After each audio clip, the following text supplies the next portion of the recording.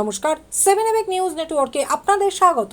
তীর্থঙ্কর ঘোষের সমর্থনে মমতা ব্যানার্জি পানিহাটিতে আসার কয়েক ঘন্টা আগে থেকেই কর্মী সমর্থক এবং সাধারণ মানুষের ভিড় উপচে পড়ল আগরপাড়ার উসুমপুর বটতলার মাঠে। মঞ্চে উপস্থিত পানিহাটির বিদায়ী বিধায়ক নির্মল ঘোষ, প্রার্থী তীর্থঙ্কর ঘোষ সহ অন্যান্য তৃণমূল নেতৃত্ব। দেখুন সেই ছবি।